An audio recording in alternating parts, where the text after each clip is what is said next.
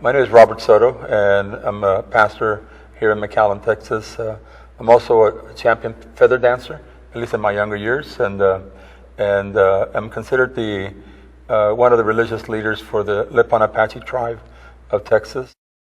Well, I started feather dancing when I was a young teenager. I started dancing when I was 8 years old, but didn't become a feather dancer until I was barely about 11 or 12 years of age, and it was something that I liked to do because I never have been able to stay still very long, and so feather dancing involves a lot of movement, and they started seeing that the dance was more than just a physical entertainment for the people, but a spiritual experience for the people doing the dance.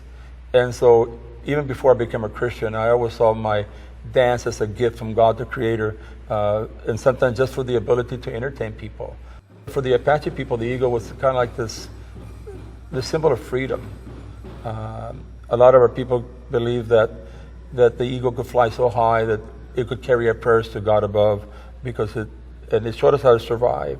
We see that eagle as sacred, and we treat it with respect. When I say that the eagle feather is sacred, it means that we set it apart for a special use.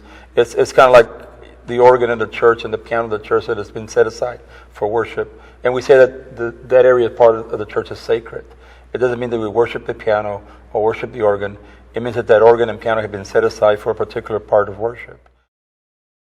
In March of the 11th of 2006, the United States government came into our powwow and took away 42 of our eagle feathers. And that's when I found out that I was facing up to 15 years in the federal penitentiary for those feathers, and up to a $250,000 fine for having those feathers.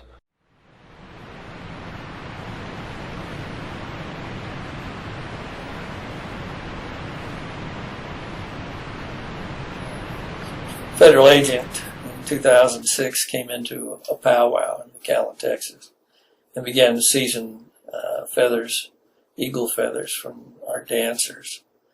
And we spent 9 years in litigation, and the feathers were returned in March of this year, but the case is still proceeding because the feds are resisting changing the regulation.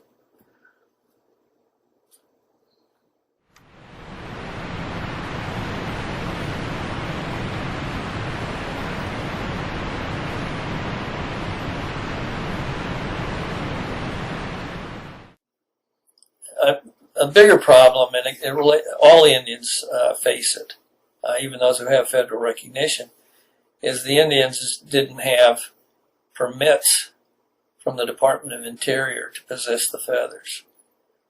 And the Department of Interior refuses to grant permits to Indians who are not members of federally recognized tribes. But even those who are members of federally recognized tribes, less than 2% of them have ever gotten permits from the federal government. The government does not facilitate Indian religion.